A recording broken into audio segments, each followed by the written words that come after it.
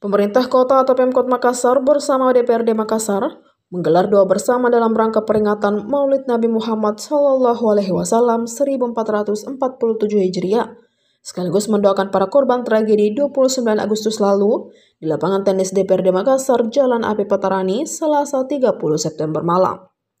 Diketahui peringatan Maulid Nabi Muhammad SAW 1447 Hijriah kali ini dilakukan bertepatan dengan 1 bulan aksi demonstrasi yang menghanguskan kantor DPRD Kota Makassar.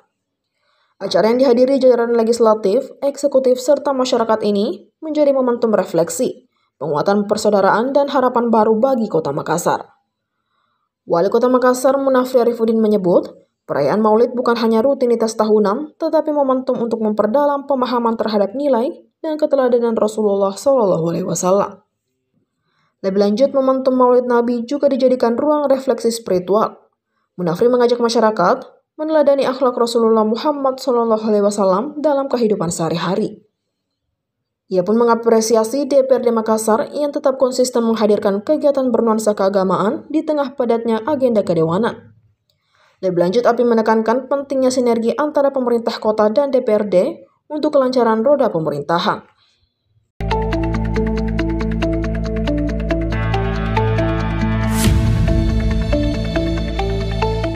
Dalam rangka memperingati Dies Natalis ke-39, Universitas Bosowa atau Unibos menyelenggarakan International Seminar dengan tema inovatif Human Development in the Digital Era, Building Sustainable and Competitive Generations. Kegiatan ini berlangsung di Balai Sidang 45 Universitas Bosowa serta disiarkan secara daring melalui Zoom dan YouTube, menghadirkan berbagai tokoh penting dari dalam dan luar negeri. Acara dibuka dengan welcoming speech oleh Rektor Universitas Bosowa, Profesor Dr. Insinyur Batara Surya STMSI, yang menekankan pentingnya hubungan antara keberagaman, pembangunan ekonomi, dan keberlanjutan dalam menghadapi tantangan global. Ia menyoroti 3 pilar utama Sustainable Development Goals atau SDGs lingkungan, ekonomi, dan sosial, serta mengingatkan bahwa SDGs akan berakhir pada tahun 2030. Seminar menghadirkan 6 pembicara dengan topik strategis sesuai bidang keahliannya. Salahuddin atau Salut Muhyiddin PhD, seorang applied demographer dari Macquarie University Australia, membawakan materi Potential Contribution of Unibos to the World, Nurturing Innovative Human Capital for a Sustainable Future in the Digital Era.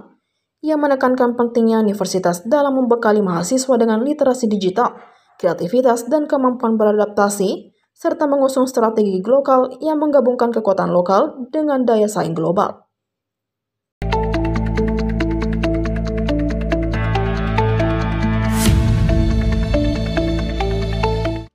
Komisi Pemberantasan Korupsi atau KPK bersama Pusat Pelaporan dan Analisis Transaksi Keuangan atau PPATK menandatangani nota kesepahaman terkait kerjasama dalam upaya pencegahan dan pemberantasan tindak pidana korupsi atau Tipikor dan tindak pidana pencucian uang atau TPPU di Hotel Movenpick Jakarta Selasa 30 September.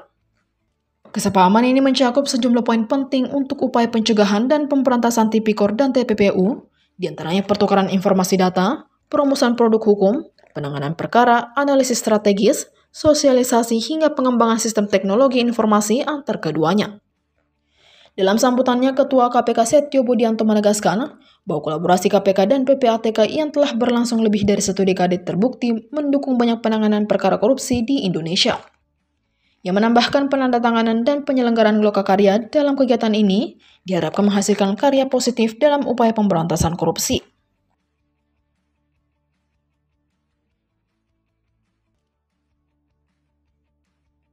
Senada dengan itu, Kepala PPATK Ivan Yustiavandana menekankan urgensi pengawasan terhadap badan hukum atau perusahaan dalam upaya pencegahan korupsi.